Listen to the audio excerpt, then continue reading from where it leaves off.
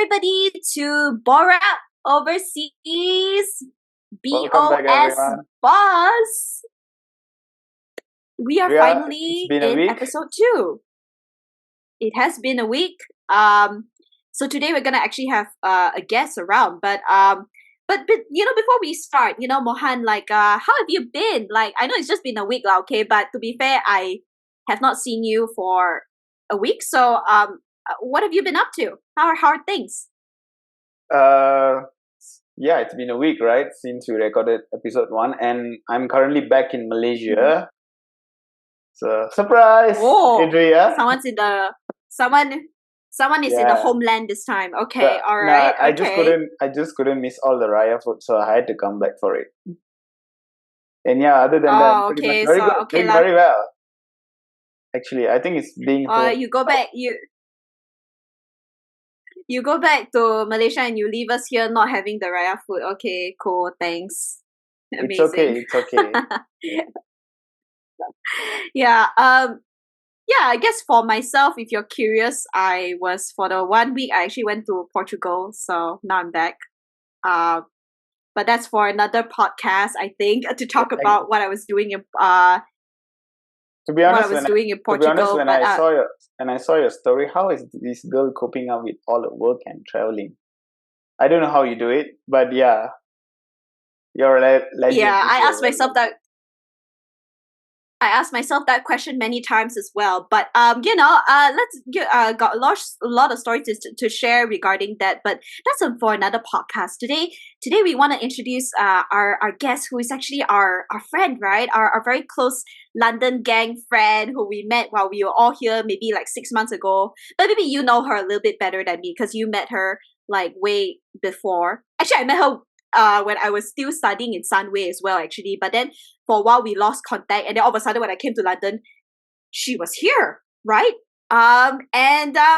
We really enjoy watching her Instagram as well, right? Because she has the most exciting stories.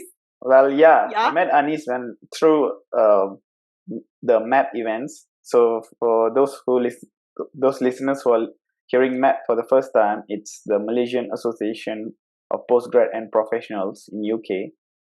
So I met her at one of the event, and then we became good friends, and yes, she stuck with me since then. I can see some tears, Anis, because of that. I'm sorry if I'm bullying you a lot. Yeah, it comes with the friendship.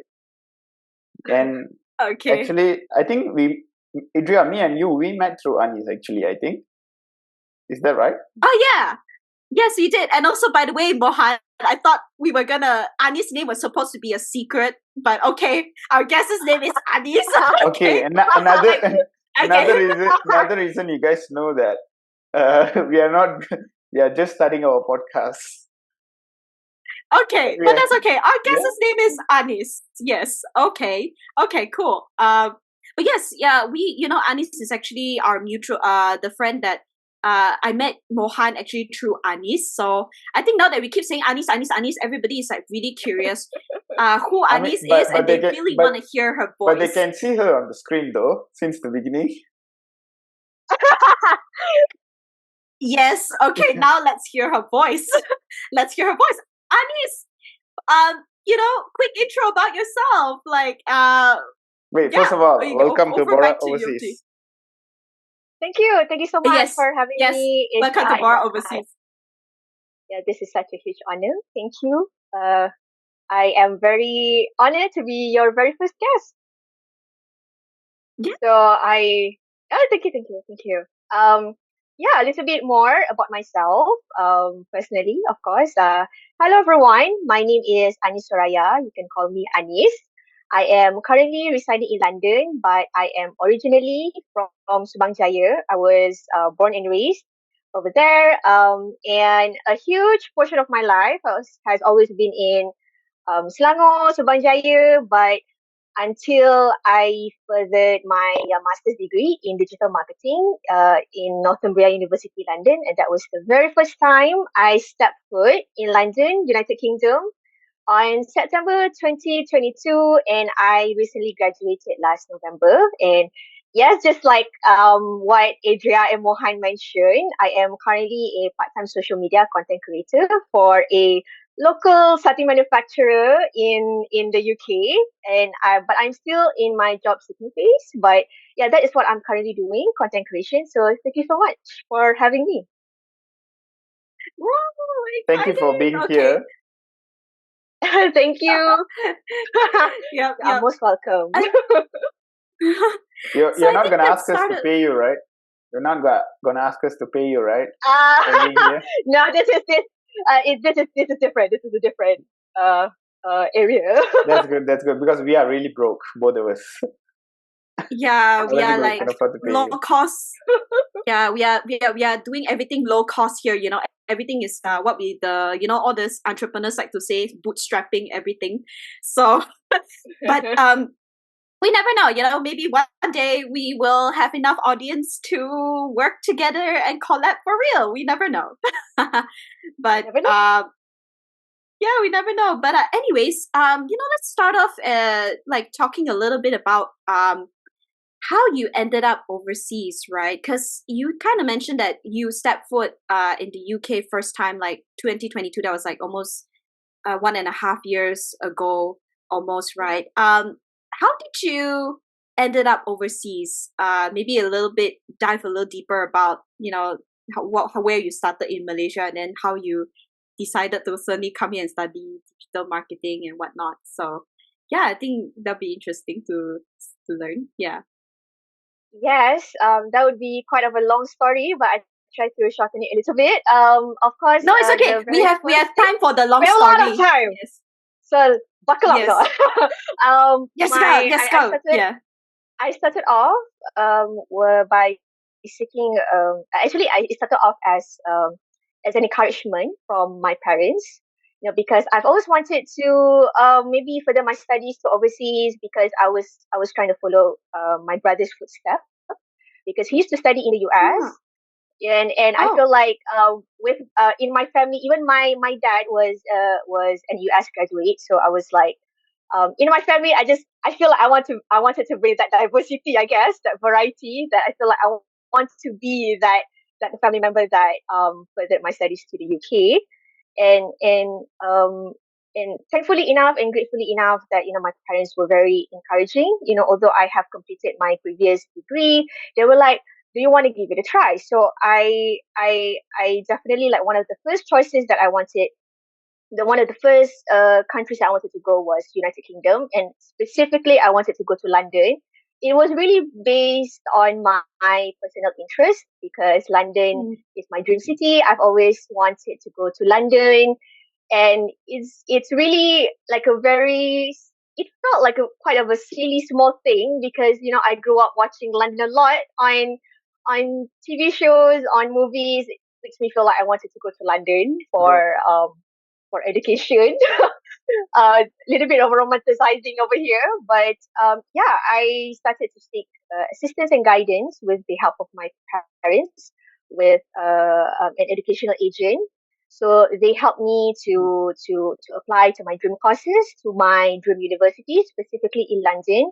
So that's how it all started. But I think the process itself took about roughly a year from day one to actually landing the unconditional offer. So I Mm. am thankful enough that I managed to land with Northumbria University, which is in London. Yes, in digital marketing. So if you are asking me about why digital marketing specifically, there's also a story behind it, because I initially wanted to take a different master's degree, but I think I wanted to take luxury brand marketing, luxury brand management, because I do have interest in that field as well. But I Mm. think circumstances didn't allow. Maybe the degree was even much tougher to get into. So I Mm. kind of divert from my initial plan, and try Mm. to apply for marketing degrees, until I stumbled Mm. upon digital marketing from Northumbria University, and I was like, oh, it really, like, I was discovering about the course like on a whim. So I read about Mm. the course online, and then I checked out the university, that I found myself really interested. So I give it a try, apart from the other universities as well. And most probably Mm-hmm. on the list, Northumbria University was the only one where I applied for digital marketing, and most probably the only university that offered that master's degree. So, and I ended up getting it. So I am very grateful. I think it was one of the best things I've ever done in my life. So I think Mm-hmm. that's how I ended up in London to further my Mm-hmm. master's degree in digital marketing. That's quite a whole journey, 1 year God. plus and whatnot. Yeah. I see Mohan has something to say. Is it? Sorry, you're No, like it's holding your pen and like. no. I just wanted to say it, but I think Anis is going to kill me for it. But yeah, Anis, Okay. to be honest, when you started sharing your story, I really thought it's gonna be where you saw your crush living in London, then you wanted to move here. So I really thought that was gonna be a story, but yeah, silly me. But funnily enough, the thing is that I don't know anyone in London. So that is, and yeah, that's definitely very opposite with what you assume. Yeah, Mohan. My She doesn't my know bad, Anis. anybody. My bad, Okay. my bad. Okay. I wish, I wish. Yep.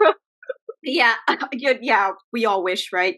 But actually, Anis, I'm curious about something, right? Why didn't you? Because you only got inspired to want to like go overseas for your master's degree, right? But what about why did you think about going overseas for your undergrad degree? But maybe was it too early for you, or Oh, just. I see. Good question. But I think, Hmm. I guess it felt quite natural, I guess. I guess kind of Hmm. life kind of happens, because my previous qualification was in professional accounting. So, it kind of felt like a natural decision that Hmm. I was going to do that, qualification in Malaysia. Didn't think about Hmm. doing it in overseas, maybe because depending on the situation, my financial situation at the time as well.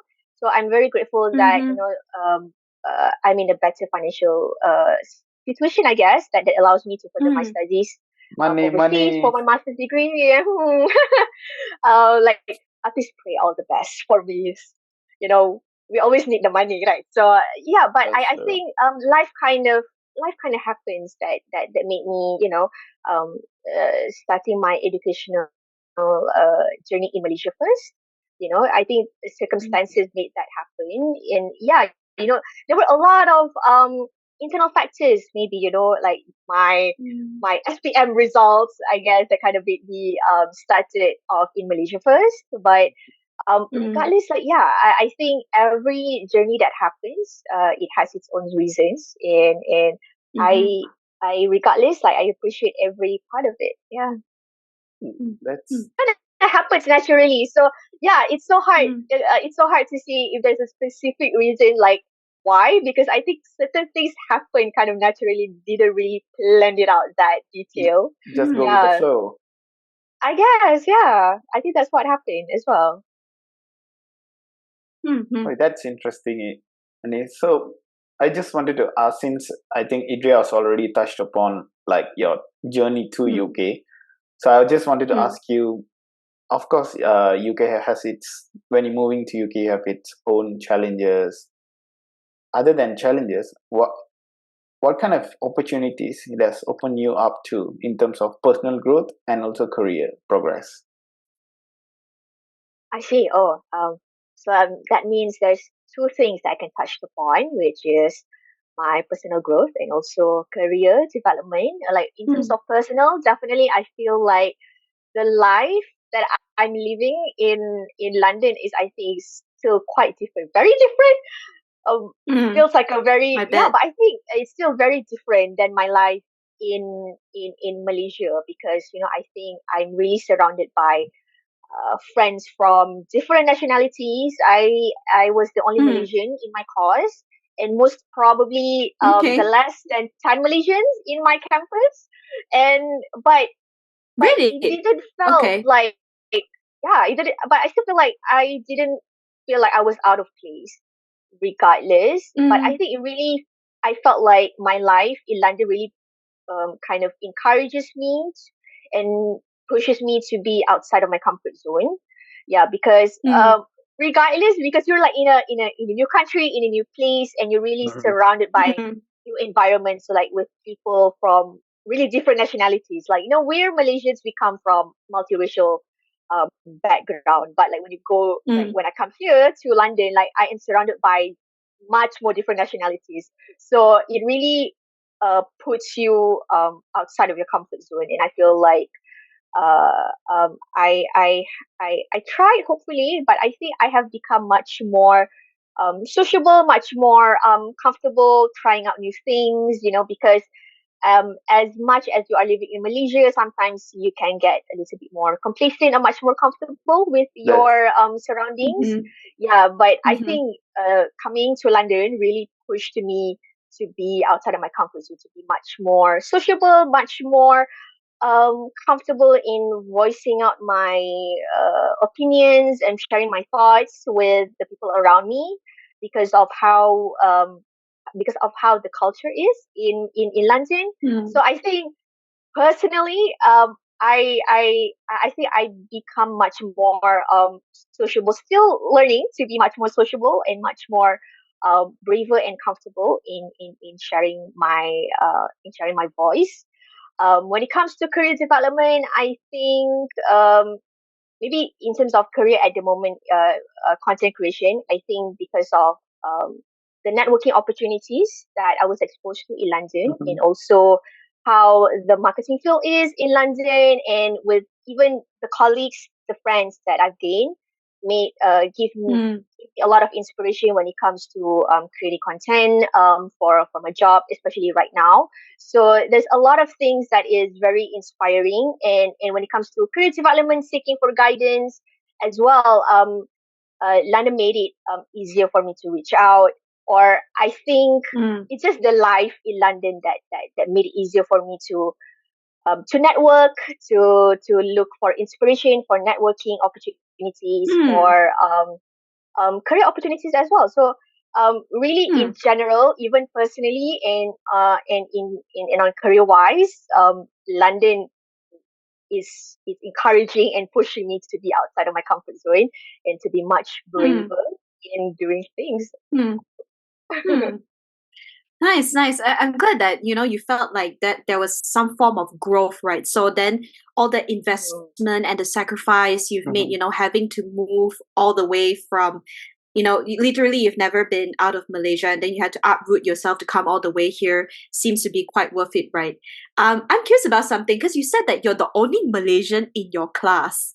I'm actually very Yes. surprised because like I feel like Oh, because I'm a really? student also, right? Yeah, yeah. Because I was student also, and I feel like when I come to London, right, there is like 2,000 Malaysian students everywhere. I Yeah, like understand. so when you say Yeah. yeah, yeah. So when you say you were the only Malaysian, right, I'm like really curious. Like, how does that feel like to be the only person from Malaysia, and how do you thrive as a Malaysian as a student then? Like, what did you? Was it all very fun, and like you get to promote Malaysia all the time, or like how did you navigate that? Maybe like just wondering. Yeah. Yeah, because I think you cannot help it that initially you will feel alone. But in my class, Mm. there is I do have a classmate from the Philippines. So like we both have this Oh, thing where we would say like, oh, we represent the Southeast Asia in that yes, course. yes. Yeah, but Mm-hmm. I think that's what growth is all about as well. I Yep. think is that trying to be Mm. proud and kind of be proud of who you are and from where you come from. Yeah, like it can feel a little bit, you can feel a little bit out of place, realizing that you are the only Malaysian in class, or the one of the, maybe like the very few Malaysians in your campus, and you feel like you don't have your own community compared to like your friends from different Mhm. nationalities. But I think that's what makes, I think I'm still very grateful because I've gained friends, classmates that didn't make me feel like I was out of place. As a matter of fact, they were like very interested with Malaysia. And I'm so grateful for their openness. And I think, yeah, when I think about it, I was just trying to navigate life and trying to make sure that everything is all right, and trying to make sure that I don't get swayed away with my anxiety, with my fear, and trying to be proud and confident with who I am as a person, and that includes my nationality as a Malaysian. Mm. And as a matter of fact, I try to do all of that in different kinds of channel, maybe. Uh, um, Huh. that includes my character, maybe the way I present myself, and that even kind of comes into my assignments, my projects. I've done presentations about Malaysia, about Baju Puro actually, and you try as Oh, much as you can damn. to Okay. expose about Malaysia, and I think it helps the fact that my friends are very interested about who I am. So I really owe it Mhm. to them for their interest, for their openness, and their kindness, who encourages me as well to be very proud and open about my country. Yeah, so I'm really grateful for the friendship I've gained during my university year. Yeah, so but at the end of the day, I guess like no one can maybe break you down if you are proud and Mm. confident with who you are. I think eventually you will be able to navigate regardless if you are the only Malaysian in town. You know, like people will still be interested about you if you are interested with who you are as a person personally. Yeah, so that's what I think. Wow. Yeah. No, that's some powerful words right there. If you're, if you're interested in yourself, right? Yeah. Oh, okay, That's okay. that's some influencer words right there. Yes, yes. Humble, Those humble. are that's actually talking about like your influencer, just one last question on this section is like, did you start this like whole, personal influencer social media advocacy kind of thing when you came to London, or did you actually started even when you were in Malaysia? Because when you came here you became more like open and proud about, you know, yourself kind of like, yeah, just curious, like Mhm. Yeah, by the way, I still don't know yet about the title influencer. I think that still feels like a too big of a title for me. I'm still like maybe micro. I'm very small, but yeah, I've actually done content creation ever since I was in Malaysia. But maybe I owe that a lot to the pandemic because I was really like creating yeah. content in my room. So yeah, I have started doing content creation ever since I was in Malaysia actually. Yeah, but in I guess in a way I kind of I restarted that journey when I stepped into London. Yeah, so I didn't start that journey when I was in London, but yeah, I already started it when I was in Malaysia. So I think maybe if I were to like add in those years, maybe I've done content creation more than just 3 years, most probably. I think, yeah, this might be my fourth year in content creation. Yeah, but yeah, I have very long way to go. I'm still very small in the world of content creation, still learning. But I think the experimentation is still very fun for me. Yeah. You're doing great, Anis. You're doing great in this field, actually. To Oh, be you're to so be sweet. to be honest, something's coming up. I'm just joking. Yeah, to be honest, from it, like from when you started sharing about you reading and stuff, you actually influenced me to read more. I'm a guy I used to read probably Are two you months, sure? one book for 2 months or something like that. But now I'm trying to catch up with you, but it's gonna take me years. Oh, But yeah, you're definitely. But boss, are so you sure? kind. You're a lawyer, no? Aren't you a lawyer? Lawyers read a lot, right? That's Like enough. I That's enough saw you reading for the reading profession. I saw you reading like this huge ass, like, okay, so listeners, yeah, I saw Mohan reading this thick book about energy law one I day was, when he was if, in some yeah, like, I wasn't yeah. reading the whole book, just a few pages. Yeah, but I was like, when I saw Mohan, okay, to be honest, okay, this is for you. When I saw him reading that book, right, I was like, oh my god, the book and Mohan don't really match, but it's fine, you know. Another I, episode of Adria judging me again. So and then also, I was just Accidental like, insult. Yeah, sorry, but then all of a sudden, then I remember. Oh wait, the guy is a real lawyer, so he should be reading. Like he should be reading a lot. Yeah. So okay, that's like a side story, but yeah, funny story. Yes. Yes, because you do share a lot about books. The books you read and you love reading, right, Anis? I think this, talking about social media and whatnot, I think this is a great transition to our next section where we're very curious about, because just now you told us, right, that you used to study finance and accounting, right, for your undergrad, Yes. right, and you did that at Sunway, right? That's what you said just now, Sunway Uni, right? Yes, correct. So why did you like all of a sudden, like after your undergrad in finance and accounting, which is like completely different from digital marketing, like tell us how did that transition happen? And you could have studied digital marketing in Malaysia as well, because I'm pretty sure this digital marketing is quite a well-known type of course, but you decided to do digital marketing like overseas in London. So maybe you can tell us about like why the sudden change and everything, and do you like the change? Okay, but How yes, much time do we have? tell us. Okay. Yeah. She just want to live That her time. influencer dream, I think.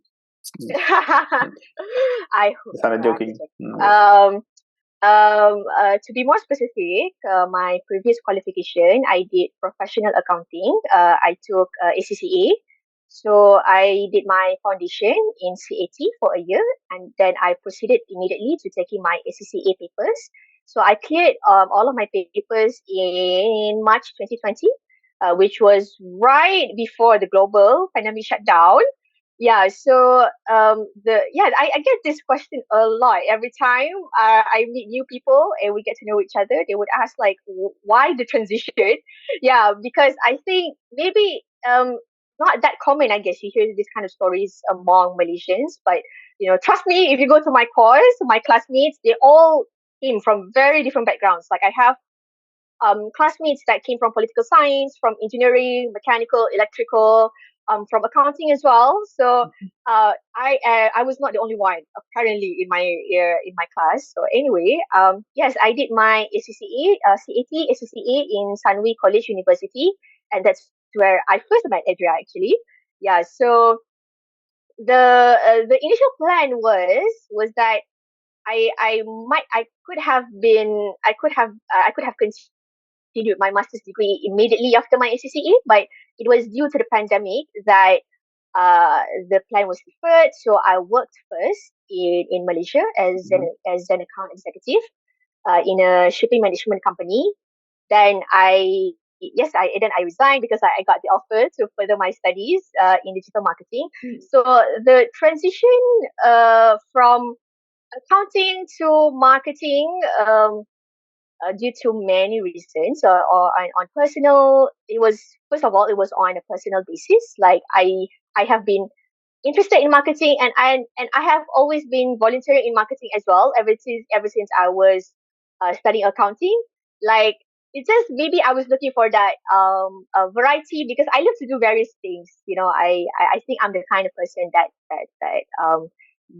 doesn't prefer to stick to one thing in her life. So I have always been, doing marketing ever since I was in Sunway, and funnily enough, when I was taking my ACCA professional papers, like I did learn a little bit of marketing, but it was not that detailed. I was learning the basics of marketing, so I guess that kind of ignites my interest to go towards the business world a little bit more. So so I guess I had that conversation with my parents, that they gave me that encouragement that maybe you should give it a try. So I was like, oh, and they encouraged that variety as well. So that since you have learned about accounting, it wouldn't hurt for you to learn about marketing a little bit more deeper as well. And at that time, digital marketing was very new for me, and I think even still very new in Malaysia. So I myself, I might be quite ignorant in that matter, but I have yet to discover like a full on master's degree for digital marketing in Malaysia. Oh, So okay. I guess maybe life telling me to go to London to do it instead of like staying in Malaysia. So maybe there is a hindsight to things. Yeah. So I still think it's quite new. I'm not sure about now. Hopefully things are people are getting more exposed to digital marketing. Yeah, but I think during the time when I was deciding on my master's degree, I think digital marketing was still quite new in Malaysia. And even as a matter of fact, yeah, I do know some friends who have done marketing, but digital marketing specifically, that was still very new. So I guess I took the degree despite my research and everything, still kind of stepped into the world, um, not knowing what to expect. I guess, yeah, I stepped into the field, into the course, with an open mind and just try to take in as many things as I can. Although I do understand that the transition might be, it looks like a very huge transition. But surprisingly enough, when I was taking the master's degree, like half of the things that I've learned during the master's, I've learned it before when I was taking my ACCA professional papers, because you still have to learn a little bit about business, about accounting, because of the modules that I was taking for my degree. So I was quite surprised. But definitely when you step into the job, that's when you realize how big of a jump I was putting myself into, like how big of a shift and That's career true. transition. She started Yeah, hitting the so numbers. I cannot hit numbers still. Like even though people look at it, oh, it's marketing, but even when you are in that field, you cannot hit numbers, because you still have to do analytical things when it comes to analyzing your content performance. So yeah, this is going to be a whole different conversation. But yeah, I think it's when I stepped into the career. I think that's when I realized the shift is even way bigger than my first job. Oh, that's a really interesting input, I would say. Thank you. Yeah, my life is quite interesting. How different was it? So you're saying, like, for example, in accounting, so maybe the numbers part is quite similar, but then what was the major difference? Like, you like accounting is looking at accounts, but digital marketing is also about creativity and whatnot. Is it? Like, do you think that was the biggest difference Yeah, that you saw? I think you are correct on that sense. Because I think what is really different between based on my working experience in accounting and then now in marketing content creation, I think the biggest difference is definitely the demand of the job. Because when you are in accounting, it's a little bit more methodical, a little bit more maybe it's a little it sticks to the procedure a lot more, because it makes sense, because you have to stick to the steps, to the procedures, so that the accounts would tally. So that makes sense, and it's really about you following the steps when it comes to accounting. But this might be based on my personal working experience, might be different for other people, because I was in journal accounting. Yeah, I didn't do auditing, so it might be different for other people. But when it comes to marketing, all of a sudden I realized that I have much more control, and people are like putting all the responsibility, the control, the authority to you. Like all of a sudden you are being given the full trust, because you are now the head of creativity in a way for that project. So you are really not just dealing with the creative side of the work, but it also the responsibility and the kind of authority that you are dealing with is very different when I worked in accounting. So I guess that is also the kind of shift that I had to get myself adjusted to, is that finding myself leading more projects compared to when I was working in accounting.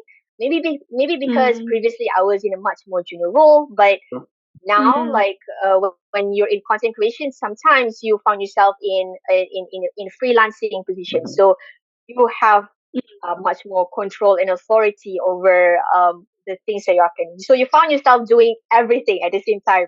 to be honest. Like accounting, when I was in my previous job, I was pretty much doing one thing, like one process, one Mhm. procedure.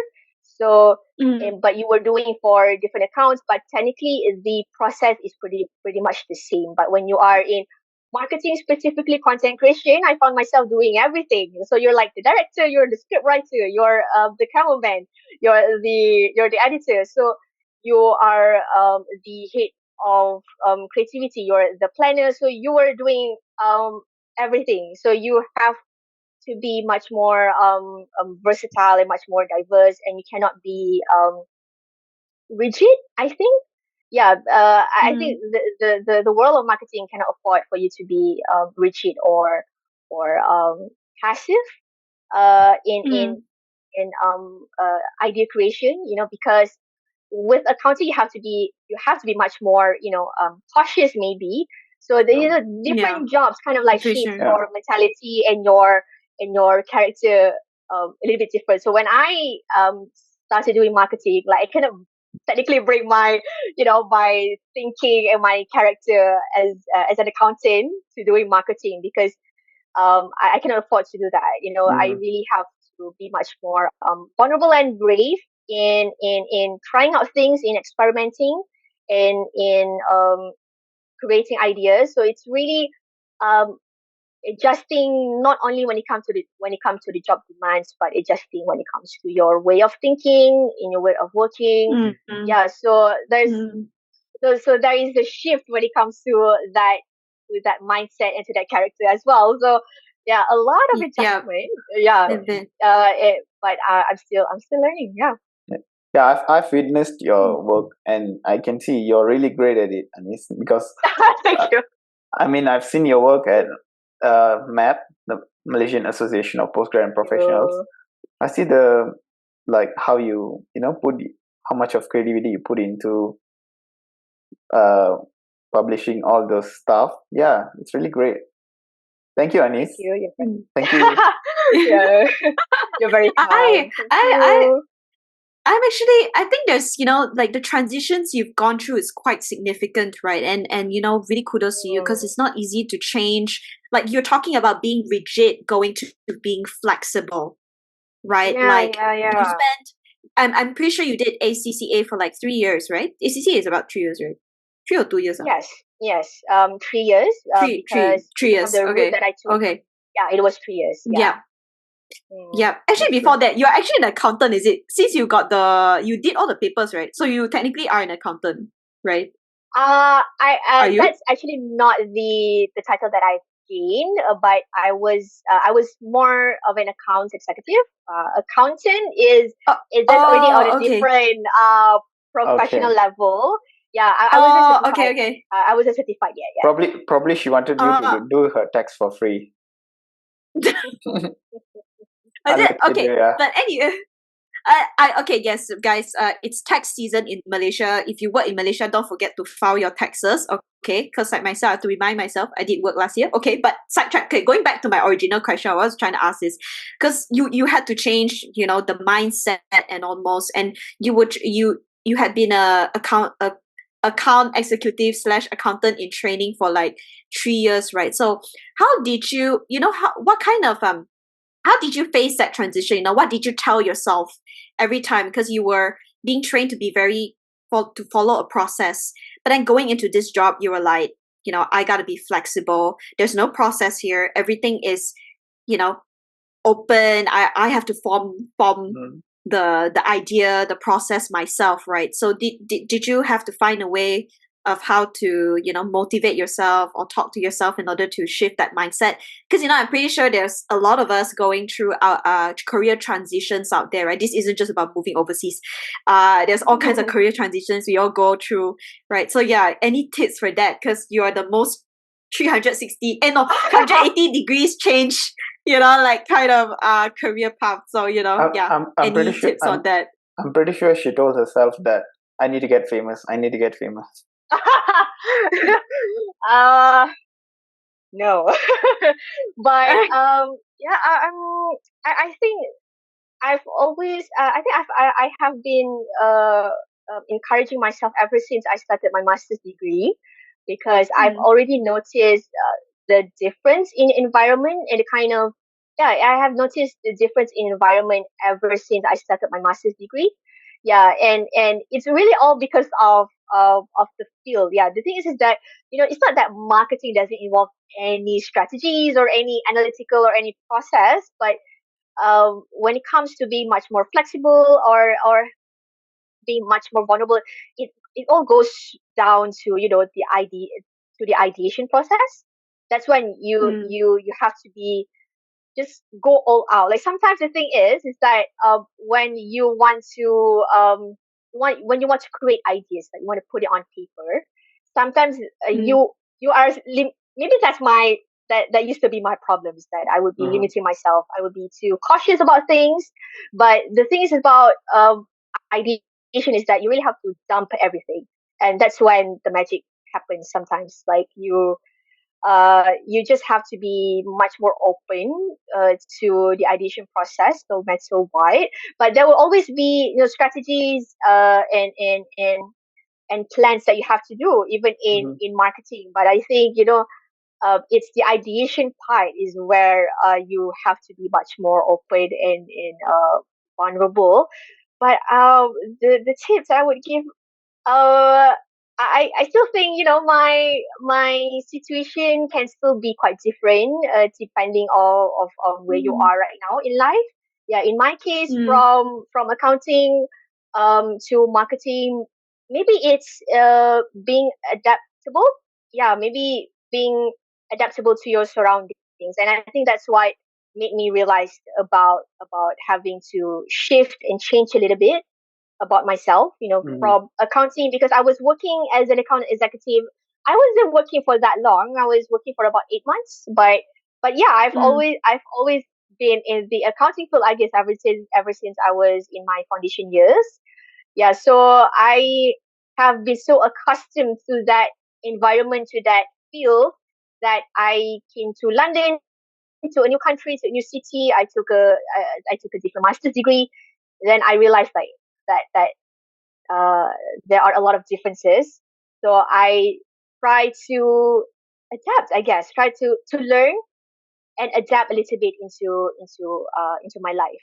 So learning about how people express their thoughts, listening to other people, looking at the way other people work. It's really about me learning from the people around me, I think. Learning from my lecturers, from my classmates, listening to um, people's lives, and trying to be more open to new experiences and adapting to changes. Yeah, because that's the thing. No matter what, like, you would always be bombarded by new things, by differences, by changes. So it feels a little bit vulnerable, but yeah, you have to be. I really had to be, open and be prepared, and and be as open as I can, listening to the people around me, and be to have that learner mindset. Yeah, and not limiting myself. It can be scary. I understand that. Like, it's a vulnerable thing to do, but at the end of the day, sometimes, like, it takes that discipline to, like, just, yeah, I have to put myself out there. Like, I have to be vulnerable. I have to be open. Like, when you when you are trying to be open, that sometimes, you would learn the hard things, but things will always end up being better. Like, things will always work out. Yeah, so I think no matter where you are in life, if you are planning to, or if you are going through that career transition, I think I guess be prepared to be adaptable, maybe adaptable, and to be open. If you have that fear or feel scared or anything, always reach out. Yeah, because there will always be people that are going through the same thing. And in my case, I am thankful that I have my parents, I have my family, and I have my classmates, who, they all, literally the entire class, are going through a career transition. They were going through a career transition. So, like, you are not alone. So there will always be someone out there that understands your situation. So it was really about me learning from the people around me, and one of those situations was that I was learning from my classmates. Yeah. And then slowly learning from other people as well, like from networking events, from my lecturers, and also actually learning from my parents as well too. So I guess transition is not limited to career as well. Transitions always will happen in life. That's true. So That's very true. I really have to motivate myself to always be open and be prepared for changes. Yeah, but if you feel scared, if you feel scared, don't be afraid to reach out. That's what I always do. Yeah, I think Adria and Mohan knows that very well too. I always talk to them. There's no peace in your world. I think this is our support group in London because all of us are going through transition, right? Mohan and Anis are both going through transitions in their career, right? And they're seeking out new opportunities in the new career fields that they are pursuing, right? And then I myself actually and I transition from Malaysia to UK as a student, and then also in my career I'm trying to focus on more analytics related kind of work. So I think it's from what I hear from you, right, Anis, it sounds like it's a lot of being willing to be open to stepping out of your comfort zone, right? Actively have that mindset that the first time you step out of the comfort zone is never always going to be easy, right? It's never always going to be perfect, so it's okay to make mistakes, and also to go to people and talk it out, the frustration, right? And I think that's talking about support group and everything. I think this is our support group, that's why we have a group chat, right? Yeah, we are called surviving Boredom London. Hits. Exactly. Surviving London together.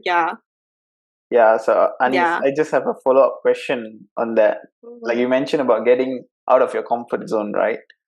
So my question is that, of course, we come from Malaysia where it's multiracial, so we have a lot of cultures.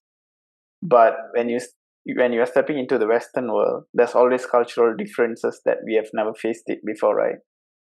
If you have encountered any, and how have you adapted to those cultural differences, if there is any?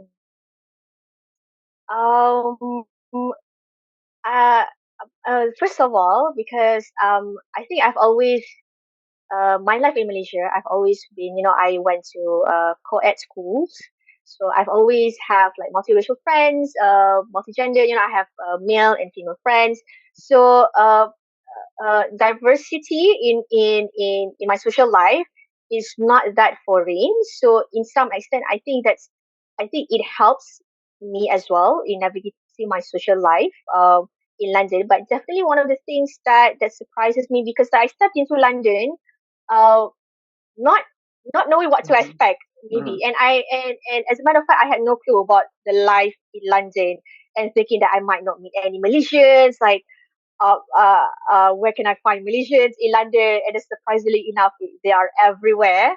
In London, in UK, Malaysian community are so big, and not just limited to Malaysian community, but also the Muslim community in London, in the UK are so big, and I guess it helps the fact that our mayor in London is a Muslim man. So yeah, I think that's one of the things that shocked me about coming to London is discovering how I guess like I still get to be a part of not just that Malaysian life, but also that Muslim life, because of the communities that are exist in the UK, in London. So I think that was a thing that surprised me, and because one of the things, as me as a Muslim, like you will think like, can I get halal food? Can I get like halal ingredients? And then I lived here. I realized how crazily easy it is to get them.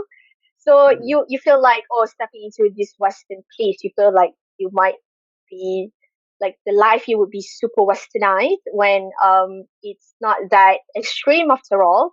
So I think realizing that that cultural life in London as I stepped here Mm-hmm. was quite comforting, I guess, because I think, oh, like things are actually much better than what I expected. So a lot of things eventually I realized, oh, it's not that bad after all. But I think a lot of maybe like the cultural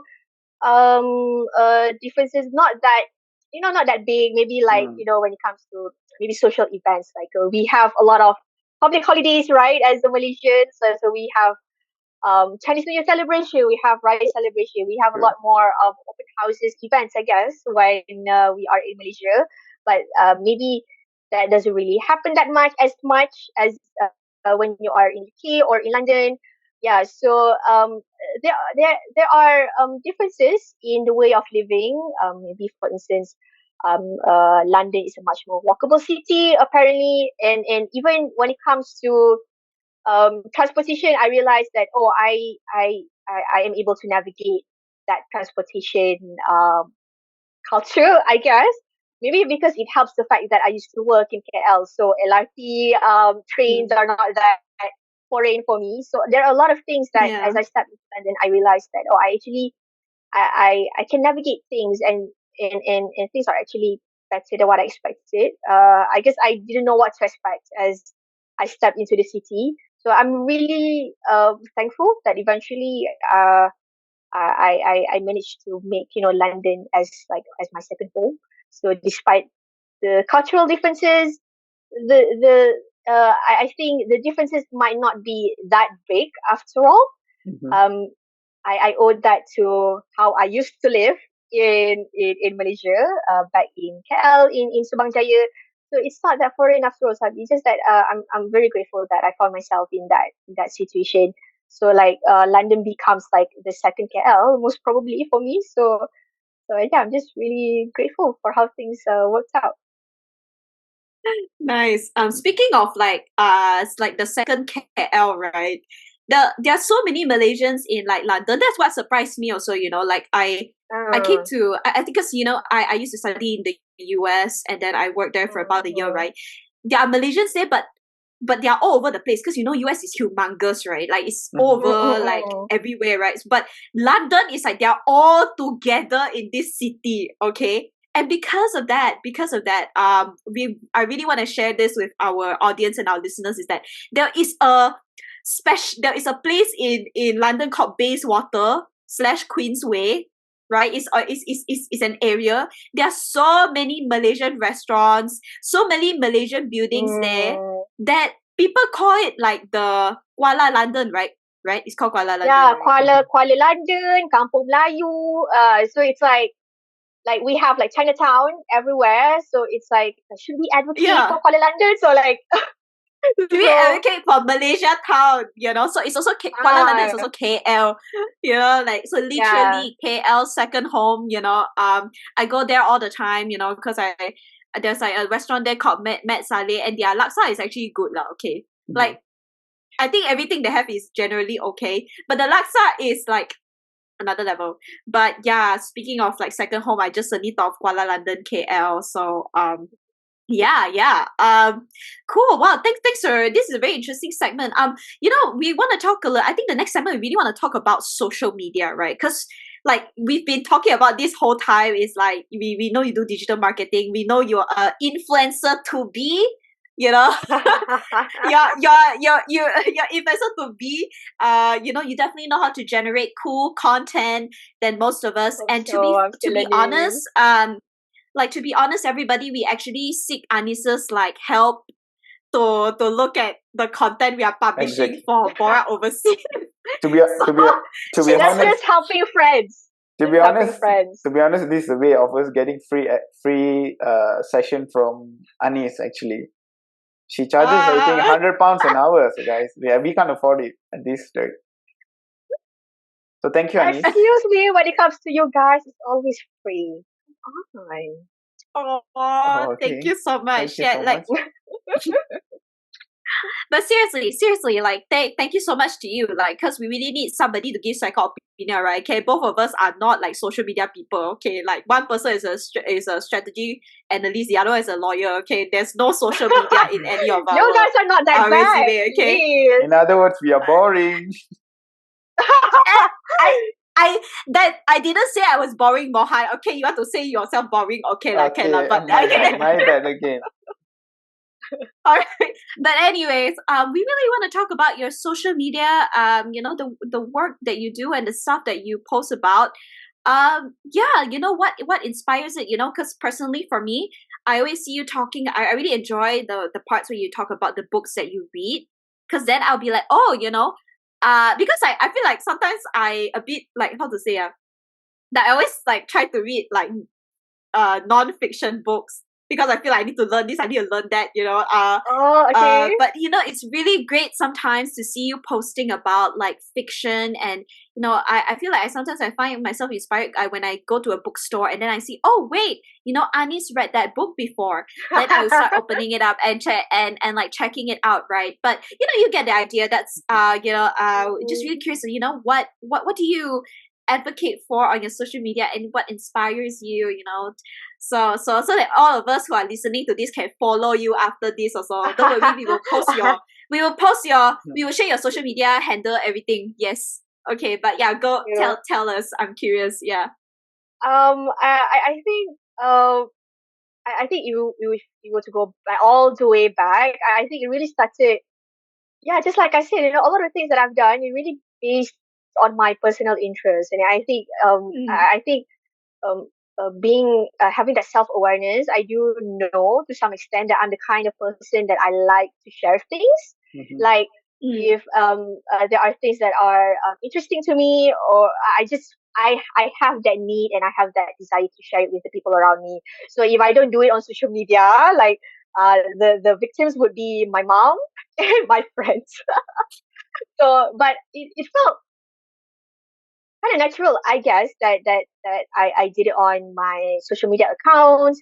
I do it mostly for myself, I see, and also because the people that follows you on social media, like they're all your family and friends. So it's really just you trying to communicate with them, and I think I guess things happen differently. So like slowly, other people you're getting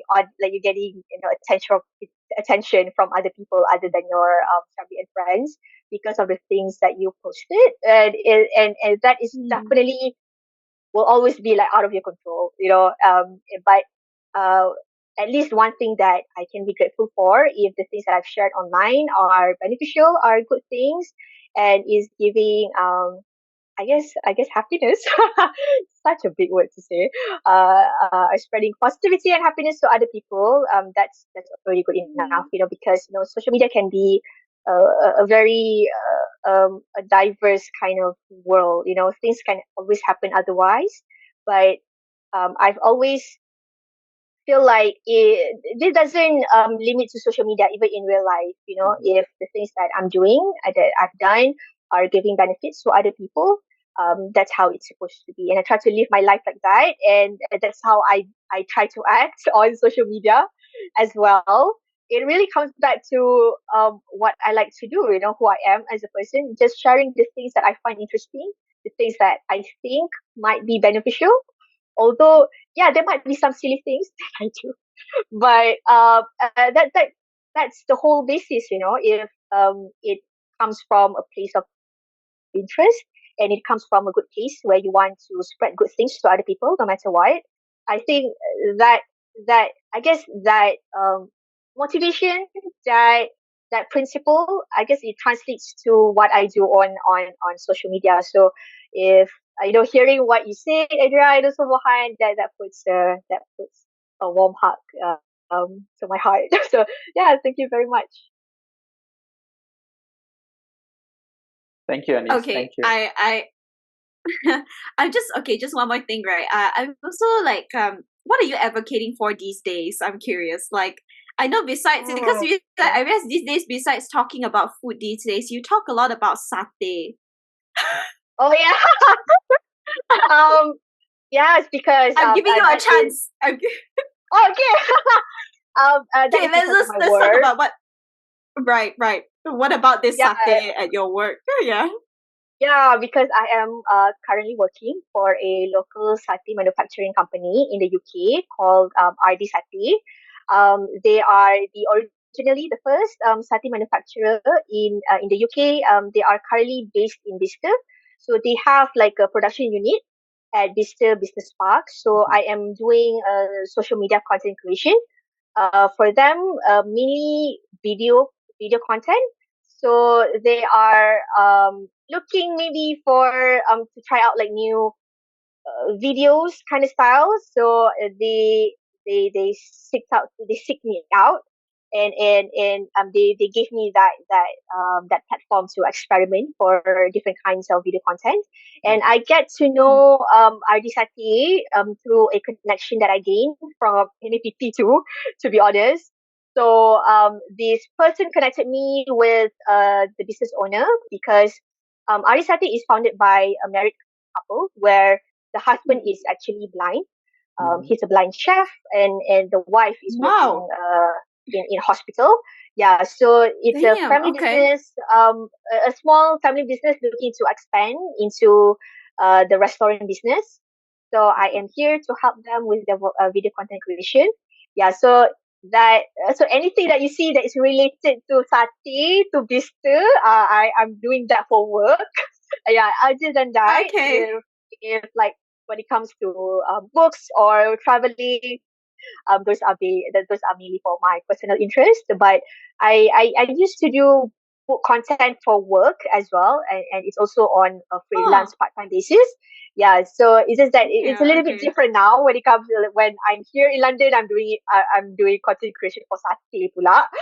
So it's a little bit Okay. different. Like I used to do book content when I was in Malaysia, freelance, Mm-hmm. while I was working Mm. as an account executive. Yeah, so Mm. I had so that's the story when it comes to my Mm. content creation so far. But I Mm. think you were asking about what do I advocate at the moment. Yeah, that's Yeah. the kind of contents that I am doing. But Mm-hmm. I don't know. I feel like it goes back to what I mentioned earlier. Mm. No matter what, uh, Mm. I'm hoping, I will always hope that, the contents that I put out there will always give Mm. benefits, will be beneficial, Mm. to the people that are watching, spreading Mm. positivity, because in this viral age, I think sometimes we are so tempted to do whatever that we want to get attention, but it goes back Mm. to principles, no matter what. Not just limited to content creation, but always do things that would give benefits and Mm. positivity to other people. Because Mm. like in my case, content creation right now has become a source of my income. So you want Mm. to, work, Mm. do your work on pure intentions and make sure that you are doing it for good reasons, which is no matter what, um, do things for do things that will give benefits to other people. I'm not saving lives, but you always try, to do good things, and no matter what. At least you Mm. try, you put in that intentions and that thought and that effort. Mm. Yeah, so Mm. that's what I try to advocate, and that's what I try to make sure when it comes to the content that I Mm. put out. You know, Mm. not and always it will always be a self reminder for me, even to not be forgetful and swayed away Mm. into doing things that are not promoting to that cause, not promoting to that Mm. reason. Yeah, no matter Yeah. what, do it for the good reasons. Yeah. Hmm. So where is this? What's the goal? Is the goal to become to do full-time content creation wherever you end up, or is it more like side hustle? I'm gonna continue spreading positivity, kind of an initiative for you right as of now. I think no matter what, spreading positivity would always be one of my main reasons of living. Like no matter what, but when it comes to maybe doing content creation full time, I will see where life takes me. Because I've always have that experience. So marketing is such a big field. So if life is taking me to doing content creation full time, where it be if it's on a freelance basis or if it's in a corporate setting. But if the work is good and it's beneficial, then yeah, why not? I think I'll see where life takes me. But no matter what, I am thankful that I am enjoying so far the things that I've done, and I think things are going align with what I am aiming for with my goals. So and hopefully things will always be good. So please pray the best for me. True. Yeah, so basically, always kidding. whichever brings you more money, you're gonna do it, right? Are you gonna judge me for that? On a funny note, yeah. But yeah, thanks for inspiring us. Yeah. Yeah. Oh, it's nothing. Thank you so much. Actually, with your content, yeah. So I think so in other words, next time if we need like influencer to promote our things, we can come to you also, right? Sure. Okay. No matter what. That's me at the end of the day. Okay. Sometimes like you do these things because you are helping out other people. Yeah. So that's the thing about doing content creation. I think it has always been like that. Even for now, like my part-time job, it's really about me helping out the business. So I think that's one of the reasons why maybe that I'm cherishing this experience is because I'm not doing this only for myself, but I'm also helping other people, and I'm learning from them.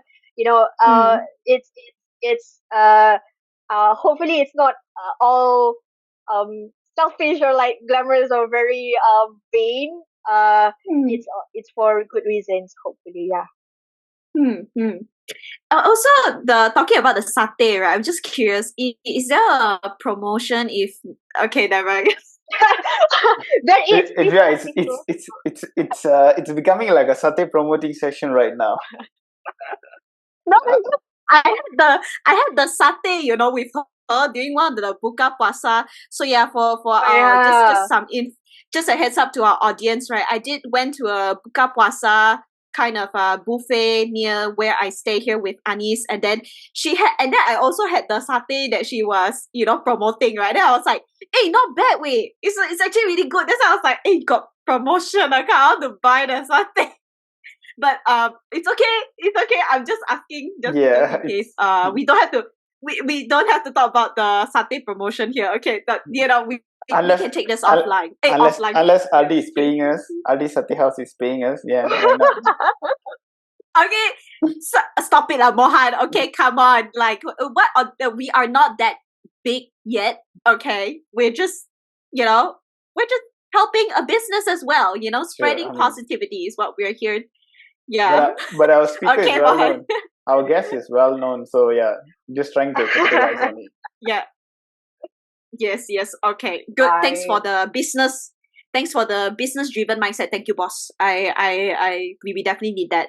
Cool. I think that's very interesting. To hear about like what about your social media and the work you do right. Today. I think we're gonna be arriving at our last segment where Mohan. All this alright. Mohan is very excited about the closing segment because like as we were planning out for this like episode, right, thinking about what segment to cover and whatnot, right, the first thing he told me is like, let's talk about the closing segment. We have to ask this question. I'm like, bro, this like whole podcast is not just about the closing, right? We also talk about the body, right? So like. No, to be honest, yes, explain yourself. That was the first question that came up to my mind when I wanted to talk about Malaysians living abroad. So yeah. Yep. So okay, Anis, so yeah, do you want to start? Please ask. Oh, okay. No, I don't want to start because I think I've been taking over the whole body. Now I'm gonna give you your spotlight. Ask those questions that are extremely, actually, to be honest, very good questions, lah. I appreciate it. Please take it away, Mohan. A lot. Yeah. So two things I want to ask, like, so if there's someone who's willing to get out of their comfort zone and willing to move overseas, doesn't matter Uh-huh. for reasons of study, work, or living, um, anything. Um, what what would be the one piece of advice would you give to those Malaysians who are willing to move overseas, particularly maybe uh, young people? Oh, okay. I would say the first thing that came to my mind is definitely to reach out, no matter what. And I think maybe starting out with like researching for information, always seek out, not just uh seeking out information, seeking out for connections. Yeah. As much as it is, do try to not do it alone, because you are moving to a new place, Mm-hmm. starting a new life. No matter what, if you can seek assistance, guidance, any help would always be beneficial, because you don't have to do it alone, no matter what. And I think, this kind of things, people, you don't really hear stories where people do it alone. They will always have some sort of like guidance and assistance, and it's just a matter of yeah, not having that fear to reach out. Yeah, Mm. because any kinds of assistance when it comes to even like information, physical and emotional support, always seek out, and because this kind of support will always be helpful no Mm-hmm. matter what. And these informations and connections might always be helpful, not just during that particular period, but it can always be helpful in the future. So I think, in short, I would say always seek out and reach out for any kinds of information, in any kinds of assistance and support. Don't do it alone, no matter what. You know, you don't have to do it. You don't have to go through it alone, and you don't need to. True. Um, um, have um, have uh, have have that support system, that encouragement.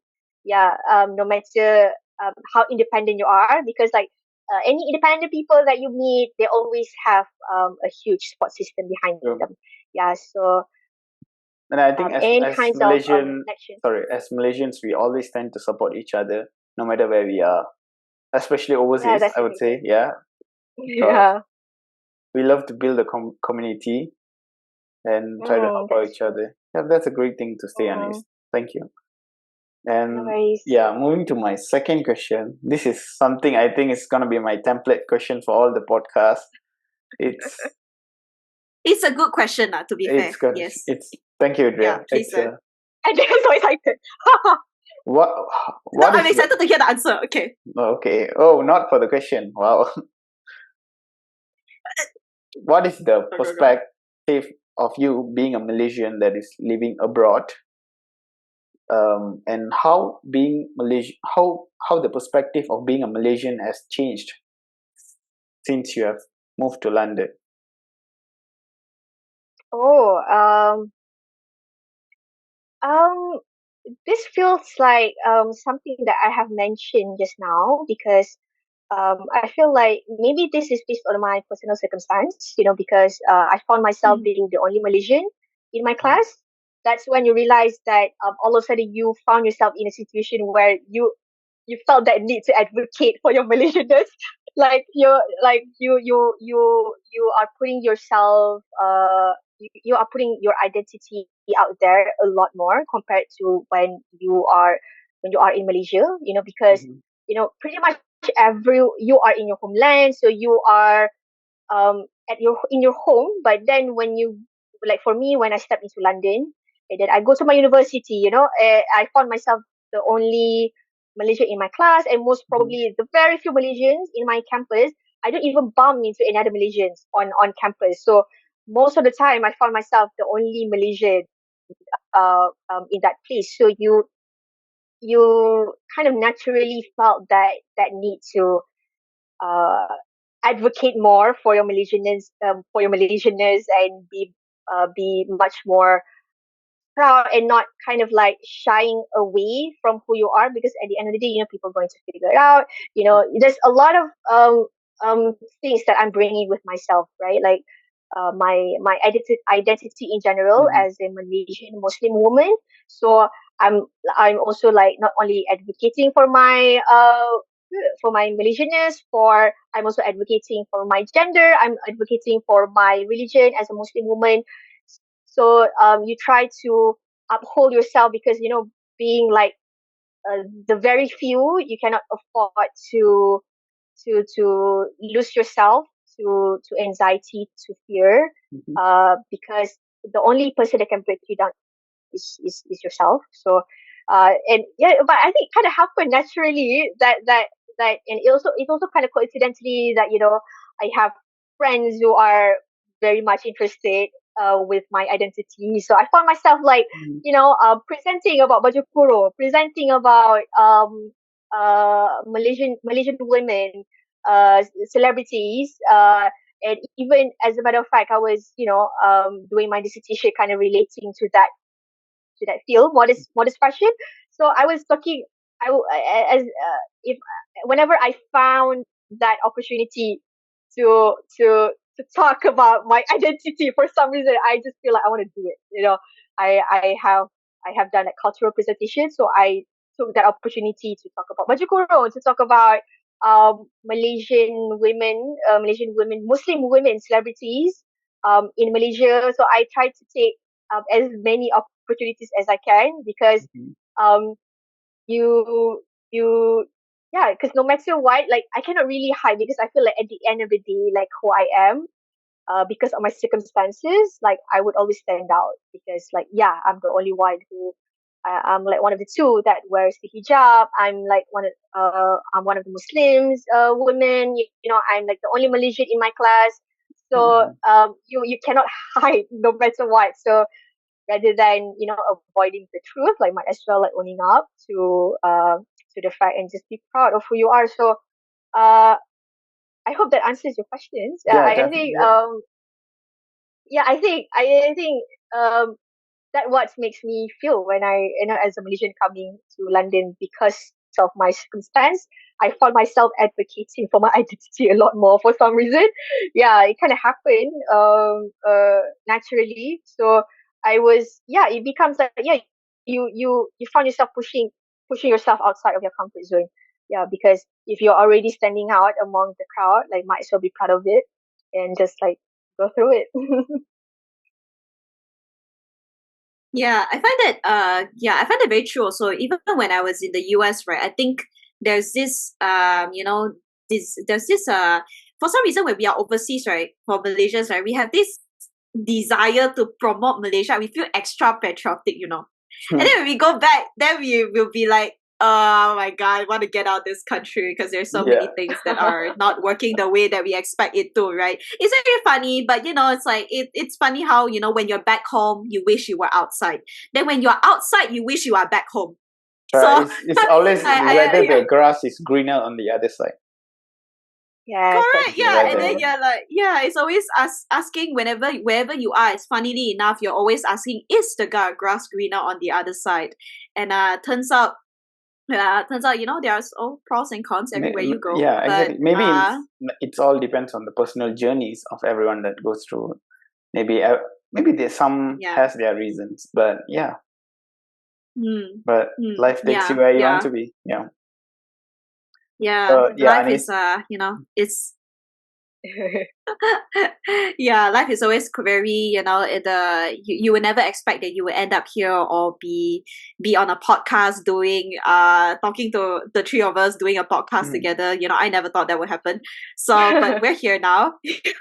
And but yeah, I think that really actually concludes all the questions we had for Anis, unless Mohan, you have a lot of dying questions and jokes to make before we call this episode to an end. no, I think it's great. I think Anis is already done with me. Like I've been bullying her a lot, so I I think could have yeah. been I done. I could have been done with Mohan. But yeah, Anis, A to, good friend. to be honest, it's been a very absolute pleasure to hear your journey. Mm, it, Thank it's very you. inspiring, and Thank yeah, hopefully it's you. somewhat helpful or inspiring to the listeners.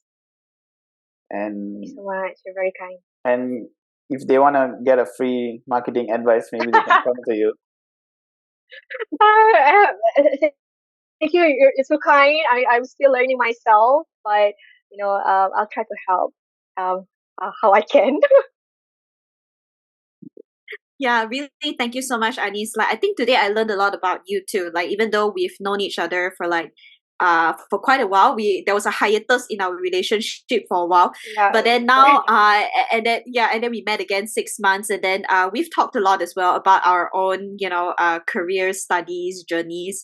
But I think today I learned a lot about about your mindset, of how you've gone through so many transitions and how you've really, you've really had to be really strong going through all that, and you still turned out so well even after going Oh through my all that god. transition. I I hope think so. I hope that is so. that is truly admirable. Okay, like please pat yourself in the back. Okay, please. That's so We will kind. Thank you, thank you, thank you. we, we'll help you to promote all the things you're advocating for. Okay, like we are definitely your big fans already. But other than that, I think thank you so much. We Before we end this podcast, I think we just want to thank everybody who has again tuned in to listen to us on this second episode of Borak Overseas. You guys have survived episode 2 of Borak Overseas. Okay, wait. Just now I was gonna say Borak Overseas, but okay, no, Okay, it didn't work. Okay, okay. Next time we're going to have a synchronized cheer. Okay, Borak Overseas Boss, the podcast that discovers the untold stories of Malaysians abroad. Okay, trying to be radio sounds silent. like Okay, never mind. sounds like Yeah. Siri. Okay, all right. Okay, I want to take that as a compliment. Okay, that I sound like a radio host or Siri. But okay. Anyways, thank you so much, everybody. Thank you so much, Anis, and have a fun time in Malaysia, Mohan. Okay, don't post too many story of the food later you make us feel sad. But It's coming. we will see you get. It's coming. Okay. Yeah. Okay, bring it on. Let's see if we can last. How long we can last? Okay. I can see All some tears right, coming okay. down already. But yeah, to our listeners, thank you so much. Okay. And yeah, thank you, Anis, again. Thank you again for in midst of having your me. busy schedule, you managed to fit in this session. I think you have a much more busy schedule than me. Yeah, Mohan, you have the busiest schedule of us all. So, I think without further ado, I think thank you so much, everybody. That's the end of episode 2. And wait for episode 3. We're gonna have interesting guests coming up. As always, we're not gonna review it because that's what the excitement is all about, right? So, but anyways, thank you so much, everybody. Bye bye. Bye, everyone. Bye. Thank you. Bye.